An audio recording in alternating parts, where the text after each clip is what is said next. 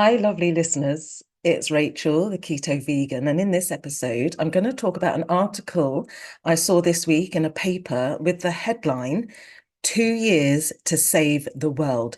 UN climate chief pleads for funding.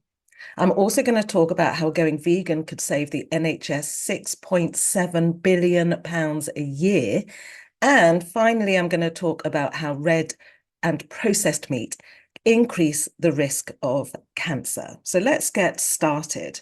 An article from the National Health Executive, and there's a link below for this, states that veganism could save the NHS 6.7 billion a year if everybody in England converted to a vegan diet, a plant-based diet. Now, they are saying that these savings are due to reducing the amount of major diseases in the UK, including type 2 diabetes and cancer. So, okay, who did the research? This organization, it's a charity, actually, it's a registered charity and independent research organization. It's called the Office of Health Economics. It's a registered charity. I think I've said that already. So their finding suggests that if everyone in England converted to a plant-based diet, and I know it's a big ask, and in my lifetime, that's definitely not going to happen. So what would happen? The NHS would save £6.7 billion a year. There would be over 2 million fewer cases of disease across the population. People would benefit from an extra 172,735 quality adjusted life years. That's not each. And a net benefit of around £18.8 billion would be achieved when all those findings are combined. That's phenomenal, isn't it? Who funded this research? The Vegan Society. So it could be biased. Probably is going to be promoting veganism most definitely. And the Vegan Society say that this money could cover the annual budgets of at least 7 hospitals, could also fund annual salaries of 65,000 consultants or 185,000 nurses. Dietary choices impact the NHS and the population's health. They say that for every million people going vegan, the anticipated reduction in illness could save the NHS £121 million.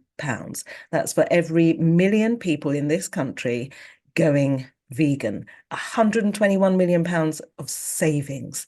That's incredible. The NHS are focusing on prevention rather than cure. Always better to do it that way. There's an NHS prevention programme. There's a link for that underneath in the show notes. One of the focuses is preventing diabetes. And they say this is the condition that will bring about the biggest amount of savings to the NHS. The statement from this article that I read says, in a best case scenario, a vegan diet could help reduce type 2 diabetes cases by 1.2 million, helping the NHS save over £4.5 billion. For cancer, another prevention focus, more than 500,000 cases could be averted, while over £1 billion in savings could be achieved. So that's the article I found from the NHS. Again, the links are below. Another article that I read a while ago when I saw something about anti-aging and gut microbiome health, and at 53, anti-aging is, quite interested in that. The link below is for that as well. It's theartofantiaging.com.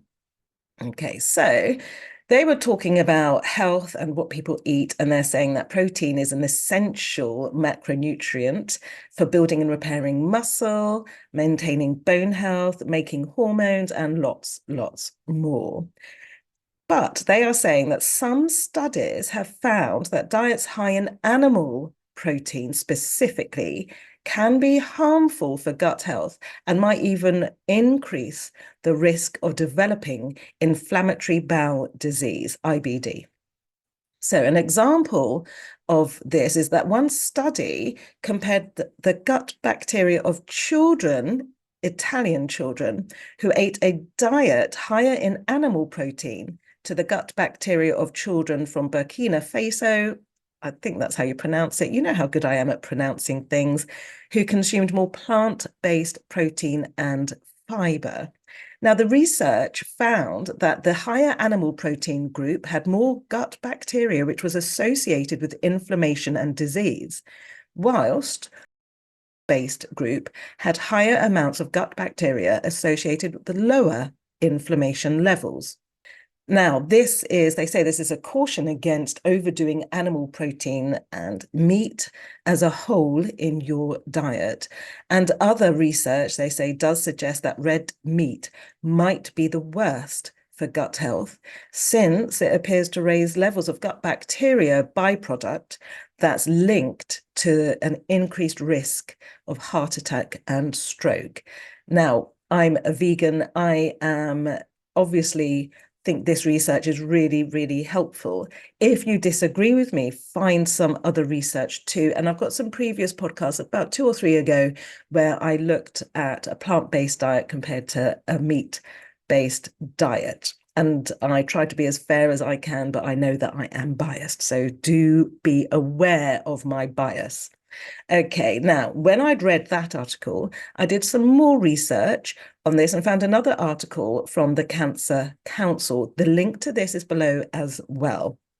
And they state that the WHO, the World Health Organization, has classified processed meats, including ham, bacon, salami, and frankfurts, as a group 1 carcinogen, which means a carcinogen is something that causes cancer. And they say there's strong evidence that processed meats cause cancer. It increases the risk of people developing bowel and stomach cancer, and red meat such as beef, lamb, and pork have been classified as group 2A carcinogen, which means it probably causes cancer.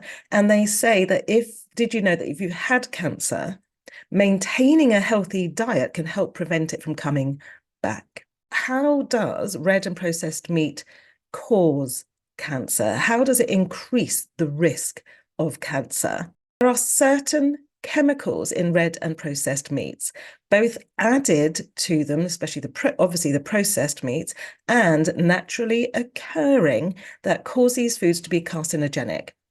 They're saying when a chemical in red meat called heme, HAEM, is broken down in the gut, N-nitrosochemicals are formed, and these have been found to damage the cells that line the bowel, which can lead to bowel cancer. The same chemicals also form when processed meat is digested. In addition, the nitrite and nitrate preservatives used to preserve processed meat produce these N-nitrosochemicals and can lead to bowel cancer.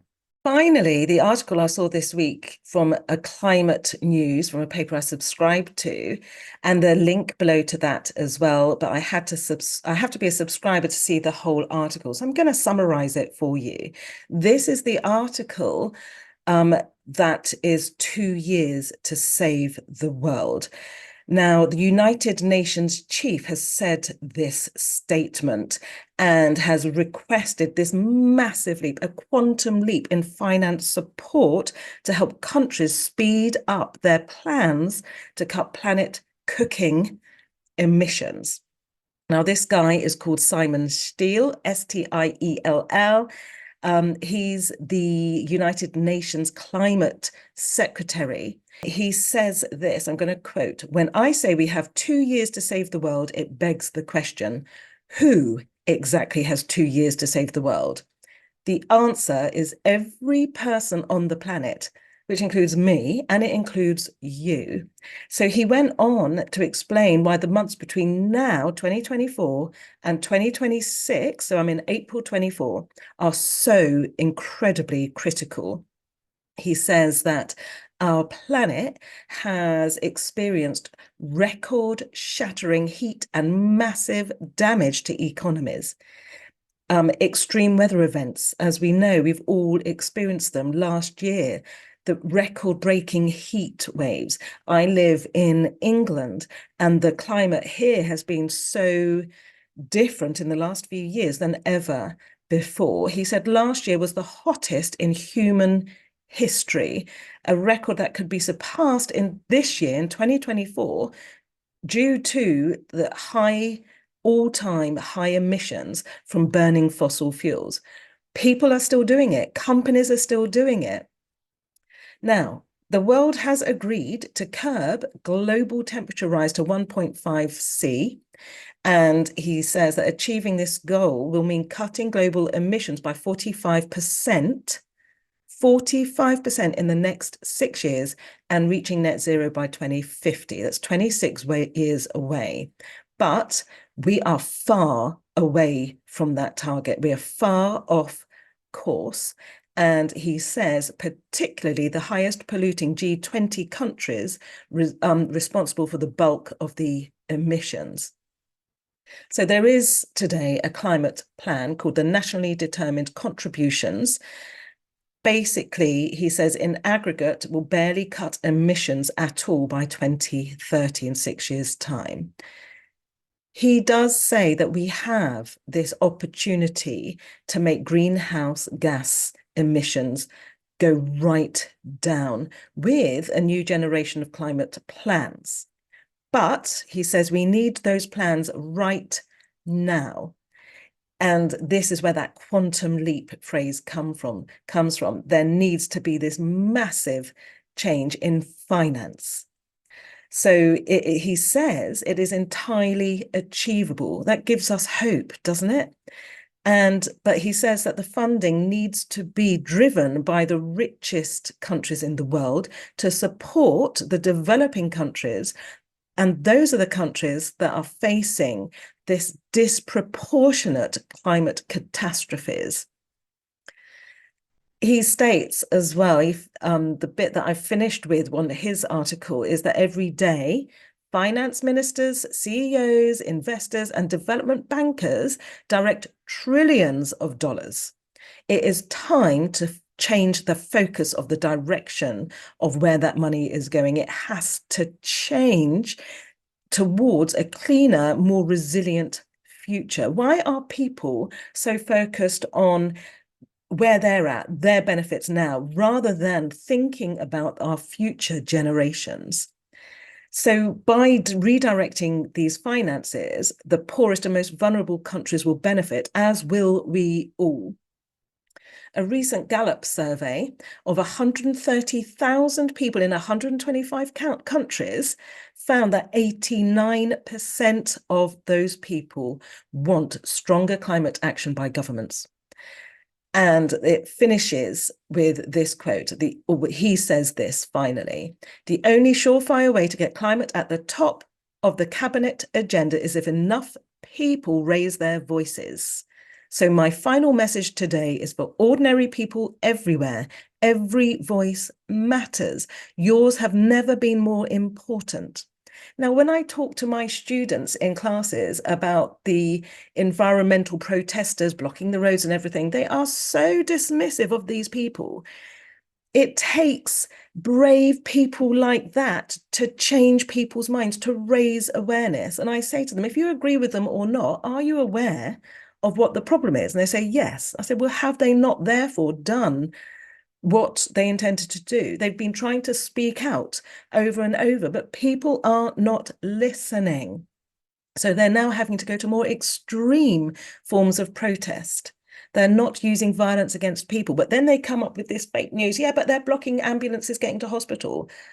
I researched that, and if you research it, they never caused critical life-threatening blocks to anybody. So do your research. When you hear people, yeah, but this, but that, find out for yourself. It's what I try to do. And again, if you disagree with what I'm saying, then do your research and bring that research to me. I'm open. I know, I admit that I have a bias, but give me more information and I will digest it and think about it. If you agree with me, share this podcast. Let people know about this. 2 years, 2 years to make changes, and it is possible. Okay, that is the end of this episode. What is coming up, I hear you ask? What is coming up? Okay, so I've decided to do a series on a day in the life of the keto vegan. That's me. It is going to include things like a work day. What do I eat? How do I survive being at work, not being at home? A weekend day, very different, especially if I've going out for a drink with a friend or going out for dinner or entertaining people. A hen day. Now, this weekend, I am going, oh, I can't say where. I'm going somewhere for a hen weekend. This is just in case Luke and Kingsley are actually listening to my podcast. I doubt they will before the hen do, because they're going to be pretty busy packing. They've been told to be ready at home at a certain time on Friday, ready for their first hen event. So a day in the life of the keto vegan at a hen day, an entertainment day, living somewhere else day. That's what I'm doing at the moment. Holiday, a day in the life of a keto vegan on a holiday. How does that work? Visiting Mother Day, that's an interesting one. And a wedding day as well. So these episodes are coming up. Thank you for getting to the end of this podcast. Do follow or subscribe, and I will see you next week.